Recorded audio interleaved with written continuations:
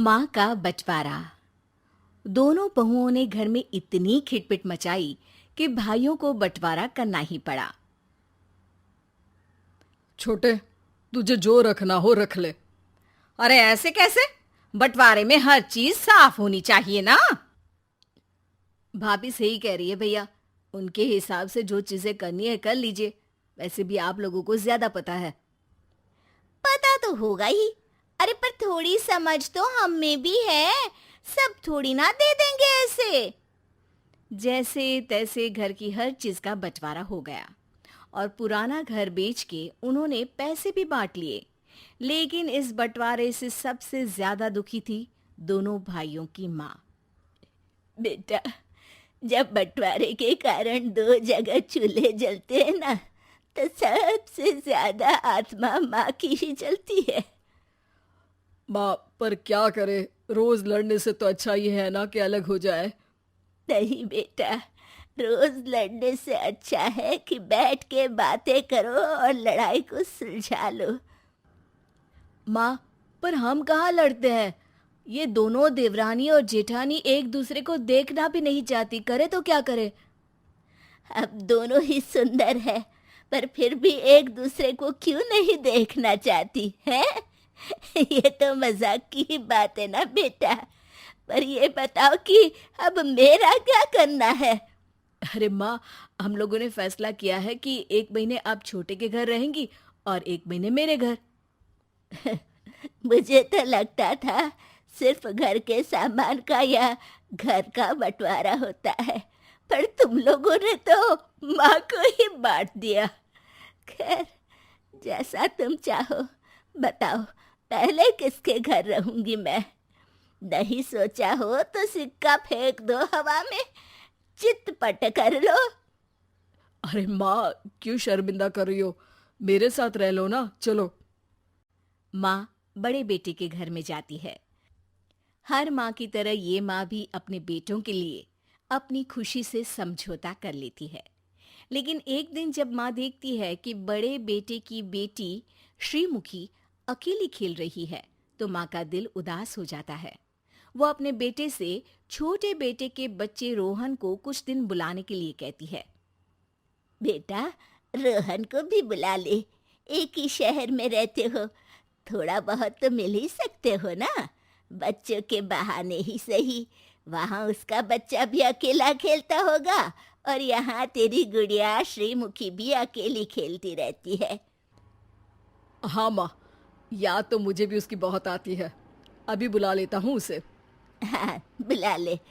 जब मैं छोटे बेटे के पास जाऊंगी ना, तो उसे वापस लेते हुए जाऊंगी। कुछ दिन के लिए रोहन बड़े भाई के घर आ जाता है। श्रीमुखी, रोहन और दादी माँ रोज साथ खेलते हैं। श्रीमुखी इतने दिनों बाद रोहन से मिलकर बहुत खुश है। रोहन भैया, अब आप कब जाओगे?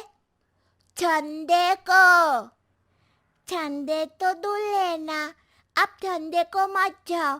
बहुत बहुत दिन के बाद जाना। माँ को दोनों मासूमों को देखकर अपने बेटों का बचपन याद आ जाता है, जब वो दोनों भी ऐसे ही प्यार से मिलजुल कर खेला करते थे।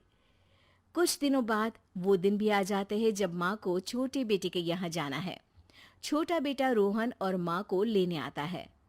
माँ तो दुखी मन से जाने के लिए तैयार हो जाती है, पर रोहन और श्रीमुखी जिद पकड़ लेते हैं कि वो साथ ही रहेंगे।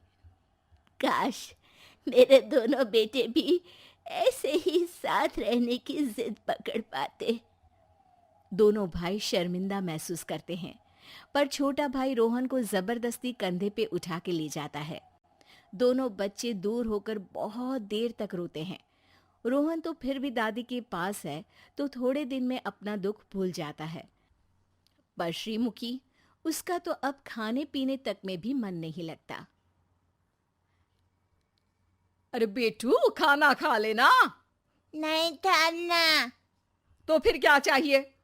रोहन भैया और दादी। बड़ा भाई चॉकलेट्स, केक्स, खिलौने और न जाने क्या क्या देकर श्रीमुखी को मनाने की कोशिश करता है, पर वो मानती ही नहीं। एक दिन उदास रहने और खाने पीने की कमी की वजह से श्रीमुखी बीमार हो जाती है। अरे जल्दी से डॉक्टर को बुला लो ना। बड़ा भाई फोन उठा के कॉल करता है। थोड़ी देर में छोटा भाई रोहन और माँ घर पर आ जाते हैं। उन्हें देखते ही श्रीमुखी बिस्तर से खड़ी हो जाती है और रोहन के साथ खुशी से उछल कूद करने लगती है। अरे क्या हुआ था इसको? माँ, आपके जाने के बाद से बीमार हो गई थी। आपकी बहू ने कहा कि डॉक्टर को बुला लो तो मैंने आप लोगों को बुला लिया और देखिए ये ठीक भी हो गई। भैया, कुछ दिन रोहन को यहीं रहने दो क्या, जब तक श्रीमुखी पूरी तरह ठीक ना हो जाए। अरे नहीं नहीं, अब श्रीमुखी और रोहन हमेशा साथ में ही रहेंगे। क्या मतलब? रोहन अब यहाँ रहेगा क्या? नहीं माँ, मैं, रोहन, श्रीमुखी और छोटा भाई हम सब साथ रहेंगे। और मेरा क्या होगा? बहुओं को ही तो चाहत थी ना कि अलग रहें। तुम और तुम्हारी देवरानी चाहे तो अकेले और अलग रह सकती हैं, बाकी परिवार तो साथ में ही रहेगा। और दोनों भाई फिर पुराने घर को खरीद के माँ के साथ वहां शिफ्ट हो जाते हैं और मजबूरन बहुओं को भी साथ ही रहना पड़ता है।